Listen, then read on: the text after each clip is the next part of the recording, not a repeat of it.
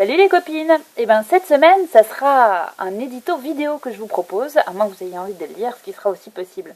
Je me suis dit que ça pouvait être une idée sympa et pour aller aussi dans ce sens de cette dimension humaine qui est vraiment au centre des valeurs de mes bonnes copines. Alors cette semaine, comme thématique pour mon édito, je vous propose la thématique du pouvoir du sourire magique. Alors qu'est-ce que c'est que ça? Bonne question. C'est exactement la question que m'a posée mon cher petit Peter Pan, à qui je disais que j'étais certaine qu'il possédait ce sourire magique. Alors je lui dis, écoute, je te raconte une petite anecdote, tu vas tout de suite comprendre. La semaine dernière, je courais de rendez-vous en rendez-vous dans Paris, et là, il y a un bus qui passe à côté de moi, et qui était juste le bus qui m'emmènerait exactement là où j'avais besoin d'aller.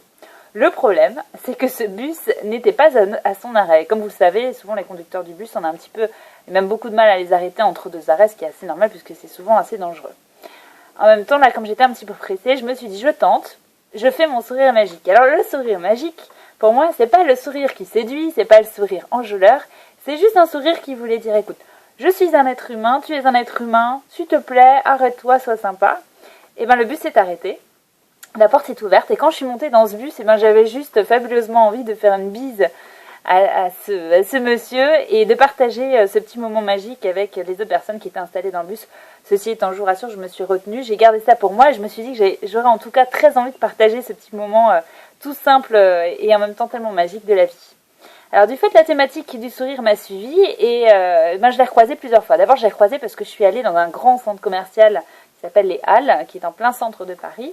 Et en baladant, je tombe sur un énorme écran vidéo sur lequel est mise en valeur non pas l'employé du mois, mais le sourire du mois. Et j'ai trouvé l'idée plutôt très jolie. D'ailleurs, cette année, au mois de mai, c'est une vendeuse d'une boutique de vêtements qui était mise à l'honneur, dont on voyait le grand sourire resplendissant. Et je trouvais que cette idée de mettre en valeur le sourire, et c'est vrai que le sourire dans un commerce, c'est un peu l'essentiel, c'est vraiment une idée de convivialité, la démonstration qu'on a envie de chouchouter et de prendre soin de ses clients, et je trouvais la thématique et l'idée plutôt jolie. Ça, c'était la première fois où je l'ai recroisée. J'ai recroisé aussi l'idée puisque je me suis baladée un petit peu sur Internet et j'ai découvert qu'il y avait un musée du sourire. Oui, mesdames, il y a un musée du sourire qui existe. Et ce musée, en fait, c'est un site Internet qui rassemble des œuvres autour de la thématique du sourire. Alors, on se rend compte que le sourire vraiment inspire depuis la nuit des temps. Alors, on retrouve aussi bien la Joconde, évidemment, mais aussi des œuvres de l'époque égyptienne, etc. Et j'ai même découvert que le Louvre a fait une sélection d'œuvres sur cette thématique du sourire. Vous retrouverez le petit lien dans l'édito que j'ai écrit. Et puis les rencontres ont continué, et puis là je me suis souvenue d'une anecdote assez rigolote autour du sourire. Je me suis souvenue de mon voyage de noces. Alors non, le sourire n'était pas lié à ce que vous pensez. Il était lié au fait qu'en fait on est parti en Namibie, donc en Afrique du Sud avec mon amoureux, pour découvrir le pays, et qu'on a eu la chance de rentrer en contact, de rencontrer une tribu de Himba. Alors les Himba, c'est une tribu africaine qui vit au milieu du désert et qui a comme particularité que les femmes en fait ont le corps complètement recouvert d'une texture à la base avec un mélange de graisse et d'hématite rouge qui leur donne la peau ocre. Elles sont torse nu, on les croise dans la ville torse nu. Elles sont fabuleusement belles, fabuleusement belles. D'ailleurs, c'est une société, c'est des tribus polygames. Et donc, je me souvenais de l'odeur de ces femmes parce que cette crème colorée et sent fabuleusement bon, sent comme l'encens.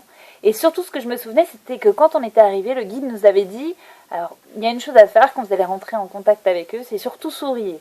On s'était posé la question, mais pourquoi est-ce qu'il faut sourire?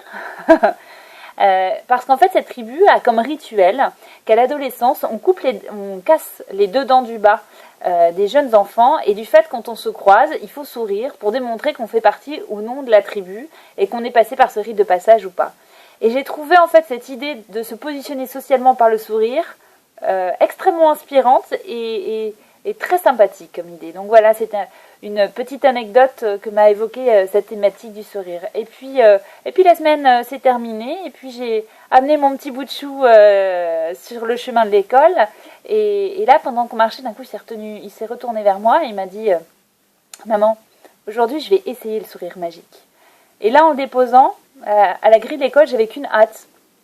C'était qu'il me raconte comment, lui, il allait pouvoir utiliser ce sourire magique. Écoutez, mes bonnes copines, je vous souhaite une semaine radieuse avec un sourire magique pour toute la semaine, et si ce n'est plus encore. Et puis nous, en tout cas, on se retrouve lundi prochain pour le prochain édito. Bonne semaine, bye bye.